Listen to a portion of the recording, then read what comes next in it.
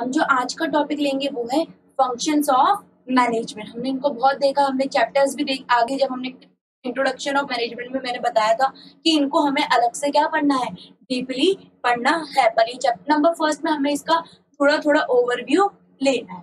सबसे पहला है planning, then organising, staffing, directing और कंट्रोलिंग। और हमने ये भी देखा था कि हमें इनको क्या करना है, सीक्वेंस में परफॉर्म करना है, क्योंकि हम इसमें से एक भी स्टेप को क्या नहीं कर सकते, स्किप नहीं कर सके। अब मैं बात करूं कि प्लानिंग एक्चुअली होता क्या है। तो हमें पता है प्लानिंग किसी भी चीज को क्या करना, प्लान करना। पर मैं इसको अगर बिजनेस की लैंग्वेज में बात करूं तो इसको बोलेंगे कि पहले से ही सोचना मुझे क्या करना है, कैसे करना है, कब करना है और कौन इसको करेगा। मतलब what to do, how to do, when to do and by whom should to do, whom should to do, और इसको कौन करेगा। तो ये क्या बोलता है, प्लानिंग बोलता है कि मुझे पहले से ही डिसाइड करना कि मुझे क्या करना है, कैसे करना है, कब करना है और इसको कौन करेगा। दैट मीन्स कि मुझे इसमें क्या करना है, अपना ऑब्जेक्टिव, अपना टारगेट, अपना एम, अपना गोल क्या करना है, डिसाइड करना है। किसमें, प्लानिंग फंक्शन में। और इसको अब हम बात करें कि ऑर्गेनाइजिंग में हमें अपने टारगेट को अचीव करने के लिए जो जो चीजों की जरूरत है, जो जो रिसोर्सेज की जरूरत है, एक्टिविटीज को परफॉर्म करना है, वो सारे मैं इसमें क्या करूंगी, ऑर्गेनाइज करके चलूंगी, इकट्ठे करके चलूंगी। अब हम बात करें स्टाफिंग फंक्शन की, तो स्टाफिंग फंक्शन बोलता है कि जो मैंने प्लान करा उसको करने के लिए कुछ ना कुछ वर्कफोर्स की, मैन फोर्स की रिक्वायरमेंट है या नहीं है, तो है। तो उसके क्वालिफिकेशन के अंदर अकॉर्डिंग कि मुझे भाई अपने प्लान को एग्जीक्यूट करने के लिए किस क्वालिफिकेशन की पर्सन की जरूरत है, उसमें क्या क्या रिक्वायरमेंट्स होनी चाहिए, तो उसके अकॉर्डिंग मुझे क्या करना पड़ेगा, एम्प्लॉयज को रिक्रूट करना पड़ेगा, अपॉइंट करना पड़ेगा।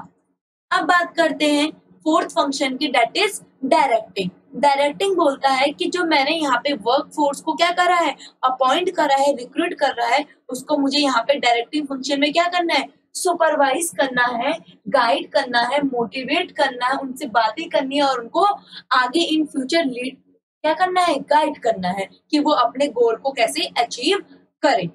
और कहीं भी उनका मोरल क्या होता है, लो डाउन होता है, तो मुझे उसको बूस्ट अप करना है, कैसे मैं उनकी एफिशिएंसी इंक्रीज कर सकता हूँ, ये चीज का हम किसमें पढ़ेंगे, डायरेक्टिंग फंक्शन में। कंट्रोलिंग फंक्शन बोलता है कि जो मैंने प्लानिंग फंक्शन में अपना टारगेट रखा है उसको मैं कहाँ पे कंपेयर करूंगा, कंट्रोलिंग फंक्शन में। और अगर मेरा जो अंतर है, जो मेरा टारगेट है वो अचीव नहीं हो पाता है, तो उसके लिए मुझे क्या करना है, अगर नहीं कर होता है तो मुझे उसके लिए क्या करना है। इसको हम एक एग्जाम्पल से समझते हैं कि मुझे बोर्ड एग्जाम में, इसका एग्जाम्पल है इसका फंक्शंस ऑफ मैनेजमेंट का, कि भाई मुझे बोर्ड एग्जाम में 95 प्लस स्कोर करने हैं बिजनेस स्टडीज में, या ओवरऑल मुझे कितने अचीव करने हैं, 95 प्लस। तो मेरा टारगेट क्या है इसमें, 95 प्लस। अब इस टारगेट को अचीव करने के लिए मुझे बुक्स भी चाहिए, मुझे ट्यूशन क्लासेस भी चाहिए, मुझे एक्स्ट्रा बुक्स भी चाहिए, मुझे पास्ट 10 इयर्स के एग्जाम पेपर्स भी चाहिए, मुझे अपने semester first mock test paper और प्री बोर्ड के एग्जाम भी देने पड़ेंगे, तभी तो मैं फाइनल एग्जाम में बैठ पाऊंगी, तभी तो मेरे में इतना कॉन्फिडेंस होगा कि भाई मैं 95% स्कोर कर सकूं। फिर मुझे इसको अचीव करने के लिए कुछ ना कुछ मेहनत करनी पड़ेगी, उसके लिए कौन है, मैं। इसको करनी है वो मेहनत, मुझे तो स्टाफिंग। अब मुझे अगर मैं कहीं कभी भी, जैसे मैंने ट्यूशन बुक्स भी ले ली, ट्यूशन क्लास भी ले ली, एक्स्ट्रा बुक्स भी ले ली, पास्ट 10 ईयर्स जब मैं सेमेस्टर में मैंने करने बैठी तो मेरे को 40% स्कोर करे, तो मेरा मोरल क्या हो गया, बूस्ट कम हो गया। तो मुझे इसको बूस्ट अप करने के लिए, गाइड करने के लिए मुझे किस में जाना पड़ेगा, डायरेक्टिंग फंक्शन में। और अब मैं किसको कंपेयर करूंगी, कंट्रोलिंग फंक्शन में अपने बोर्ड के रिजल्ट को कंपेयर करूंगी कि भाई जितना मैंने टारगेट रखा था क्या मुझे एक्चुअली में इतना अचीव हो पाया। अगर नहीं हो पाया तो उसका कोई रेमेडी नहीं है, रेमेडी होती है क्योंकि आप एग्जाम दे सकते हो अगर आपको लग रहा है कि आपके कम एग्जाम है। अगर आपके ज्यादा आए हैं तो आप अपने प्रोफेशनल एग्जाम में अपना नेक्स्ट बेंचमार्क या आप कोई भी कोर्स ऑप्ट करते हो तो उसमें अपना नेक्स्ट बेंचमार्क क्या करते हो, सेट करते हो। तो इसमें मेरा प्लानिंग में क्या था, इसमें मेरा प्लान क्या था 95 प्लस। मेरा ऑर्गेनाइजिंग क्या करा मैंने, इसमें जितने भी ये मेरी बुक्स थी, ट्यूशन क्लासेस थी, ये सारे किसमें आएगा, ऑर्गेनाइजिंग में। स्टाफिंग में मैं क्या रिक्रूट करूंगी, यहाँ पे तो मैंने कोई एम्प्लॉयज वगैरह रिक्रूट नहीं करे, पर मैं यहाँ पे अपने आप को ही क्या करूंगी, रिक्रूट करूंगी, क्योंकि मुझे मेहनत करनी पड़ेगी 95 प्लस को स्कोर करने के लिए। अब मैं बात करूं डायरेक्टिंग कि कभी भी मेरे को पढ़ाई करने का मन नहीं करता या मैं भी कभी भी किसी भी एग्जाम में लो स्कोर करती हूँ तो मेरा क्या हो जाएगा, मोरल नीचे चले जाएगा, मेरे एफर्ट कम होने लगेंगे। तो मुझे उसको बूस्टअप करने के लिए अपने सीनियर्स, अपने पेरेंट्स की हेल्प लेनी पड़ेगी एंड देन कंट्रोलिंग। और लास्ट में मैं क्या करूंगी, अपने रिजल्ट को इवेल्युएट करूंगी, अपने रिजल्ट को चेक करूंगी कि भाई मेरे एक्चुअली में मेरे को कितना स्कोर हुआ है। और अगर कम हुआ है तो मुझे क्या करना पड़ेगा, या तो आप बोर्ड एग्जाम दोबारा भी दे सकते हैं क्योंकि अप्रैल मई या जून में आपके दोबारा एग्जाम होते हैं। अगर जिसको लग रहा है कि मेरी चेकिंग में कम मार्क्स मिले हैं या आपको काउंटिंग में आपकी कहीं भी मिस्टेक हुई है, अगर आप 100% श्योर होते हो, या फिर आप अगर आपके अच्छे बस आपने 95 सोचा था और आपके 97 स्कोर हुए तो आप अपने कोई भी कोर्स आप ऑप्ट करते हो या किसी भी चीज में आगे जाते हो तो आप अपना नेक्स्ट बेंचमार्क सेट करोगे। अब नेक्स्ट कॉन्सेप्ट हम अगली क्लास में पढ़ेंगे। अब हम अगला टॉपिक पढ़ते हैं, that is fair of management. ये एक्चुअली मैनेजमेंट है क्या है, हमने वीडियोस है मैनेजमेंट क्या है, किसी भी चीज को तरीके से और अपने गोल को फिर अचीव करना कैसे इफेक्टिवली और एफिशिएंटली बोलते हैं मैनेज। अब हम पढ़ेंगे कि एक्चुअली मैनेजमेंट है क्या। मैनेजमेंट साइंस है, मैनेजमेंट आर्ट है, या मैनेजमेंट प्रोफेशन है। अब हम इन तीनों को की कैरेक्टरिस्टिक को, मैनेजमेंट की कैरेक्टरिस्टिक क्या करेंगे, अप्लाई करेंगे और फिर उसका कंक्लूजन निकालेंगे कि एग्जैक्टली मैनेजमेंट है क्या। सबसे पहले है मैनेजमेंट एज अ साइंस, कि अगर मैनेजमेंट क्या है, साइंस हो तो पहले ये पता होना चाहिए कि एग्जैक्टली साइंस क्या है। हमें पहले क्या पता होना चाहिए, एग्जैक्टली साइंस क्या है, क्योंकि हमें पता है साइंस एक सिस्टमैटिक और ऑर्गेनाइज्ड बॉडी ऑफ नॉलेज है नॉलेज गेन हमारे पास बुक्स अवेलेबल है, अवेलेबल है, और जो उसमें सोल्यूशन, जो फैक्ट्स होते हैं कैसे ऑब्जर्व किए जाते हैं, लॉजिकली। ये नहीं कि हमारा कोई भी सॉल्यूशन आ रहा है हमने वो ऐसे ही आ गया। अगर हमारा कोई सॉल्यूशन आया है then there will be a exact reason. Reason क्या है, हमने हाउ मच क्वांटिटी अप्लाई करी तो हमारा सॉल्यूशन ये आया। साइंस ये होता है। अब हम इसके कैरेक्टरिस्टिक पढ़ते हैं और इसका अप्लाई करते हैं मैनेजमेंट के कैरेक्टरिस्टिक। सबसे पहला है systematic body of knowledge. Obvious सी बात है, हमें साइंस की नॉलेज गेन करने के लिए स्टडी मटेरियल्स क्या है, अवेलेबल है, उससे रिलेटेड बुक्स क्या है, अवेलेबल है। और ऐसे ही मैनेजमेंट की नॉलेज गेन करने के लिए हमारे पास क्या है, स्टडी मटेरियल्स अवेलेबल है। तो ये साइंस का ये वाला कैरेक्टरिस्टिक किस पे अप्लाई होता है, मैनेजमेंट की कैरेक्टरिस्टिक पे अप्लाई होता है, नहीं होता है। एग्जैक्टली मैम, ये हमारा जो कैरेक्टरिस्टिक है ये है अप्लाई होता है मैनेजमेंट के फीचर पे। अब हम बात करें scientific derive on the basis of logical and scientific observation. मैंने ये बताया आपको कि साइंटिफिक प्रिंसिपल कौन से होते हैं, सॉल्यूशन निकाला उसका सेम रीजन होना होगा, कि मतलब जो हम अप्लाई कर रहे हैं उसको ऑब्जर्व किया गया होगा और उसके होगा वो लॉजिक होगा। ये नहीं कि हमने कोई की आ गया।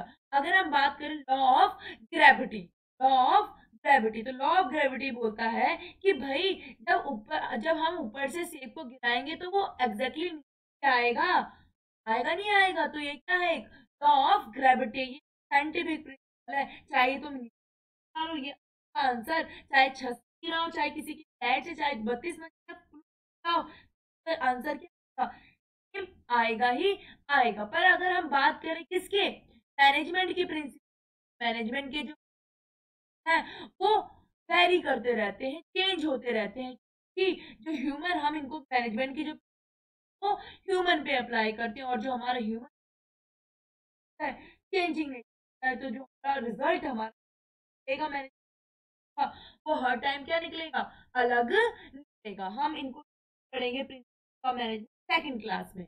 अब हम बात करें 3 पॉइंट की, प्रिंसिपल बेस्ड और रिपीटेड एक्सपेरिमेंट।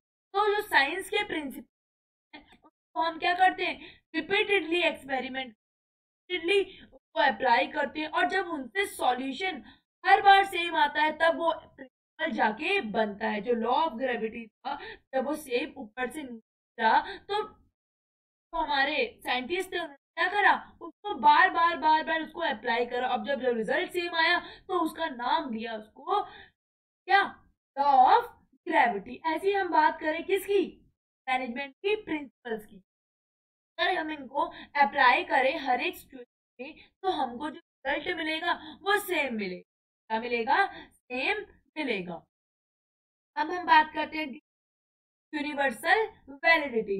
यूनिवर्सल वैलिडिटी बोलता है जो हमारे साइंस के प्रिंसिपल्स हैं वो एक बार बन जाए तो हम उनको मॉडिफाई, चेंज नहीं कर सकते। For example law of gravity, तो कोई से भी साइंस के प्रिंसिपल ले हम, जो हमने बनाए थे एक बार, जो पास्ट में बन चुके हैं, वो हमने मॉडिफाई नहीं करा। पर अगर हम इनकी बात करें मैनेजमेंट ऑफ मैनेजमेंट, तो इसको हमें क्या करना पड़ता है, सिचुएशन के अकॉर्डिंग, एनवायरनमेंट के नीड के अकॉर्डिंग हर टाइम चेंज करना पड़ता है। अगर हम नहीं करेंगे तो हम मार्केट में तो नहीं कर पाएंगे। तो ये वाला फीचर साइंस का प्रेजेंट नहीं है, मैनेजमेंट में नहीं है। तो हमारा कंक्लूजन ये निकलता है, जो हमारा मैनेजमेंट एज अ साइंस है क्या है, इनएग्जैक्ट है। क्योंकि शुरू के फर्स्ट प्रिंसिपल अप्लाई होता है सिस्टमैटिक बॉडी ऑफ नॉलेज पर, सेकेंड और फोर्थ हमारा अप्लाई नहीं होता है मैनेजमेंट पे। कौन सा and fourth, that is scientific principle derived on the basis of logical and scientific observation and universal validity. बात करें फर्स्ट और थर्ड की, ये तो अप्लाई होते हैं, पर चारों के चारों पॉइंट अप्लाई नहीं होते। तो बोलेंगे मैनेजमेंट है वो क्या है, इनएग्जैक्ट साइंस। क्या है, इनएग्जैक्ट साइंस। क्या है, इनएग्जैक्ट साइंस। अब हम बात करते हैं management as an art. Management as an art, सबसे पहले हम पढ़ेंगे आर्ट होता क्या है। आर्ट बोलता है कि भाई अगर आपको पास स्किल है और अपनी स्किल को आपको क्रिएटिविटी के साथ यूज करना आता है, और आप रेगुलर बेसिस पे क्या करते हो, प्रैक्टिस करते हो, तो आप एक क्या बन सकते हो, आर्टिस्ट बन सकते हो और अपने करियर में ग्रो कर सकते हो। तो ये होता है आर्ट्स। अब हम पढ़ते हैं इसके फीचर्स और इनको कंपेयर करते हैं किसके साथ, मैनेजमेंट के फीचर के साथ। सबसे पहला है systematic body of knowledge. Systematic body of knowledge बोलता है कि भाई हमारे पास आर्ट्स की नॉलेज गेन करने के लिए क्या है, स्टडी मटेरियल्स, बुक्स वगैरह अवेलेबल है। और सेम हमारे पास मैनेजमेंट की थ्योरीज को गेन करने के लिए क्या है, स्टडी मटेरियल, बुक्स क्या है, अवेलेबल है। मैम आर्ट्स से रिलेटेड कौन सी बुक्स अवेलेबल है, अगर हम बात करें कि जो सॉन्ग्स होते, राग्स होते की बुक्स के लिए उनकी क्या है, डिफरेंट डिफरेंट बुक्स बनाई गई हैं, और जो आर्टिस्ट है वो क्या कर सकते हैं, अपनी नॉलेज को गेन कर सकते हैं। अब हम बात करें B, that is personalised application. Personalised application बोलता है कि सबके पास कला होती है, पर वो उस कला को वो कैसे अलग तरीके से लेके आता है, किसके सामने, जनरल पब्लिक के सामने, या अपने उनके सामने क्या है, कॉम्पिटिटर से, तो वो इजीली क्या कर पाता है, एक इमेज फॉर्म कर पाता है अपनी। ऐसे ही मैनेजमेंट में भी क्या जरूरत है, क्रिएटिव पर्सनलाइज्ड एप्लीकेशन, मतलब कि आपको हटके क्या करने हैं, एप्लीकेशन को अप्लाई करना है, जिससे कि आप क्या कर सको, एफिशिएंसी को डिपेंड, अपनी एफिशिएंसी को इंक्रीज कर सको। अगर हम बात करें, एक क्या है, फेमस सुपरस्टार है, उनके पास गाने की कला थी, पर वो क्या करती हैं, डिफरेंट वॉइसेस से क्या कर पाती है, गाने गा पाती है। आपने देखा होगा आजकल जो बॉलीवुड है उसमें ककरी छाई हुई है, क्योंकि उसके पास एक ऐसी एप्लीकेशन है, ऐसी पर्सनलाइज्ड एप्लीकेशन, क्या कर पा रही है, गाने क्या कर पा रही है, गा पा रही है, अपनी वॉइस में क्या करा, क्रिएटिविटी करी। एंड डिमांड आजकल क्या है हर जगह, हाँ, कक्कर की। ऐसे ही किसकी बात आती है, मैनेजमेंट में। मैनेजमेंट में भी क्या करने पड़ते हैं, अलग अलग तरीके से हर एक सिचुएशन को देख के सेम प्रिंसिपल अप्लाई करने होते हैं। और कितनी इफिशिएंसी से एक मैनेजर इनको अप्लाई कर पाता है वो उसकी इफिशिएंसी पे डिपेंड करता है, और अगर सही कर पाता है तो उसका रिजल्ट भी हमें एक अच्छा देखने को मिलता है।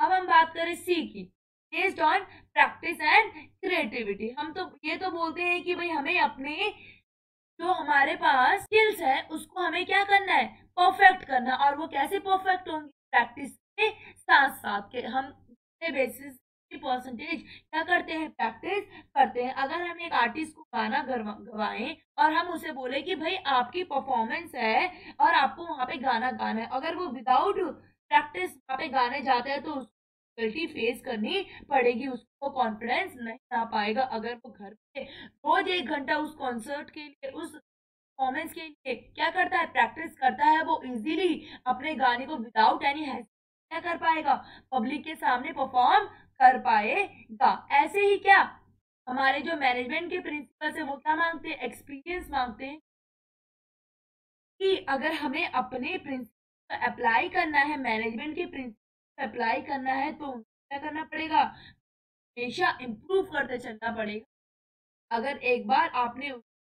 अपना हाथ जमा लिया तो आप इजीली किसी भी सिचुएशन को क्या कर सकते, टैग कर सकते।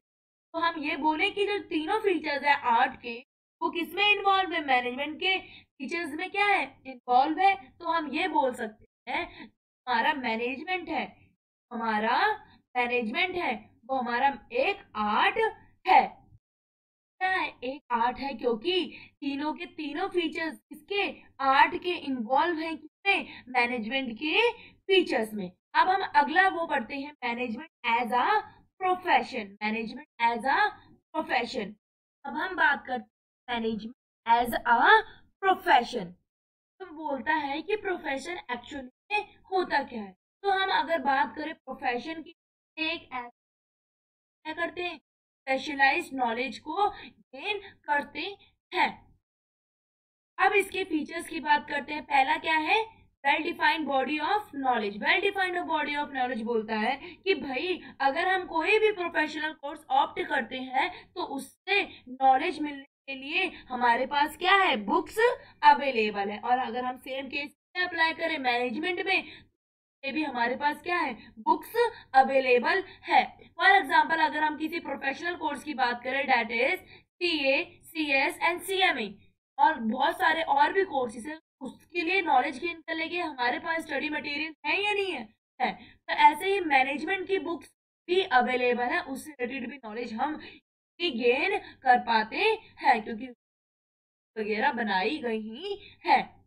अब हम बात करते हैं रिस्ट्रिक्टेड एंट्री। अगर हम किसी प्रोफेशन को ऑप्ट करना चाहते हैं या बनना चाहते हैं, फॉर एग्जाम्पल अगर मैं डॉक्टर, एज अ डॉक्टर क्या करना चाहती हूँ, प्रैक्टिस करना चाहती हूँ, मेरे पास किसकी, MBBS की डिग्री होनी चाहिए। और अगर मैं एक CA की साइन करती हूँ, भाई मेरे पास चार्टेड अकाउंटेंट की डिग्री ना बहुत ज्यादा जरूरी।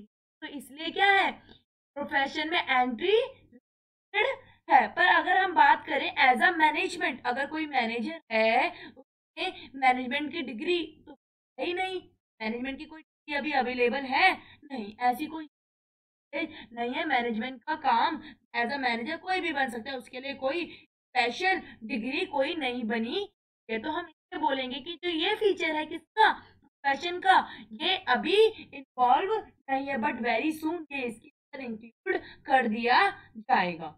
अब हम बात करते हैं प्रेजेंस ऑफ प्रोफेशनल एसोसिएशन। मतलब कि आप कोई कोर्स ऑप्ट करते हो, कोई कोर्स ऑप्ट करते हो, तो उसके लिए एक बॉडी बनाई गई है जिससे कि आप अपने आप को वहां पे रजिस्टर करवाते हो, और वो जो भी लीगल फॉर्मेलिटीज होती है वो आपको करनी पड़ती है। फॉर एग्जाम्पल अगर मैं बोलूं कि जो लॉयर्स, अगर लॉयर्स के लिए क्या बनाई गई है, बार काउंसिल ऑफ इंडिया। अगर मैं बात करूं डॉक्टर्स के लिए, उनको अपने आप को रजिस्टर किसमें करवाना पड़ेगा, मेडिकल काउंसिल ऑफ इंडिया। अगर मैं बात करूं चार्टेड अकाउंटेंट को कहाँ पे अपने आप को इनरोल करवाना पड़ेगा, of chartered accountant of India. अगर मैं बात करूं एक सी को of company secretary of India, और ऐसे ही अगर मैं बात करूं की अपने आप को ICMAI institute of cost management accounting of India में अपने आप को रजिस्टर करवाना पड़ेगा, तभी उसके एग्जाम देके क्लियर करके वो एक CMA CS CS या जो भी है अपनी डिग्री को गेन कर सकते हैं। और अगर मैं बात करूं मैनेजमेंट में, किसमें मैनेजमेंट में, तो क्या बनाया गया है AIMA का नाम है नेशनल इंस्टीट्यूट ऑफ मैनेजमेंट, जो कहाँ पे है, कोलकाता में है, जिसमें वो अपने आप को इनरोल करवा सकते हैं। पर ये क्या है, कंपल्सन नहीं है अपने आप को रजिस्टर कराना। वो एज अ मैनेजर किसी without any degree, without get registered in this special profession, वो क्या कर सकते हैं, कहीं पे भी जॉब कर सकते हैं। है प्रोफेशन का, ये अभी इन्वॉल्व नहीं है मैनेजमेंट की फील्ड, बट वेरी सून हो जाएगा। अब हम बात कर लेते हैं फोर्थ वन की, that is existence of ethical codes. Existence of ethical codes, तो एथिकल कोड्स होता क्या, एथिकल होता है rules and regulation. Rules and regulation बोलता है कि भाई अगर कोई प्रोफेशनल एसोसिएशन है और उन्होंने सेट ऑफ एथिकल कोड बना रखे हैं, हर एक पर्सन को उसके जो रूल्स रेगुलेशन कोड से फॉलो करना जरूरी है। और अगर हम बोले ये मैनेजमेंट के केसेस में जो है AIMA all India management association, उनको भी बोला गया है कि उनको रेगुलेशन फॉलो करने हैं, पर ये जरूरी ऊपर ही बात करी कि हर एक मैनेजर को जरूरी नहीं है कि वो अपने आप को इसके अंदर रजिस्टर करवाए, क्योंकि ये अभी कंपल्सन किया गया है। तो ये फीचर भी क्या है, प्रोफेशन का इंक्लूड नहीं है मैनेजमेंट के फीचर में। अब हम बात करते हैं की पॉइंट की, दैट इज सर्विस मोटिव। ये बोलता है कि भाई हर एक प्रोफेशन का मेन मोटिव क्या होता है, अपने क्लाइंट को डेडिकेटली क्या करना, सर्विस प्रोवाइड करना और अपने गोल को अचीव करना। पर हम बात करें किसमें, मैनेजमेंट में। मैनेजमेंट में आजकल मेन गोल क्या होता है, ऑर्गेनाइजेशन का गोल क्या होता है, प्रॉफिट कमाना। पर अब हम बात करें मॉडर्न टाइम की, का गोल 3 हो गए हैं। ऑर्गेनाइजेशन के गोल के साथ साथ उनको personal objective and social objective, जो प्रीवियस क्लासेस में पढ़ा था, ये भी जरूरी है। तो हम ये बोलेंगे ये फीचर ऑफ मैनेजमेंट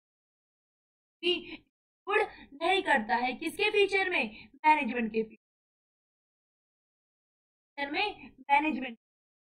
तो अब कंक्लूजन ये निकलता है कि जो हमारा विद मैनेजमेंट है वो अभी सारे फीचर्स करता है, वेरी सून क्या कर पाएगा, या नेक्स्ट कर पाएगा के साथ।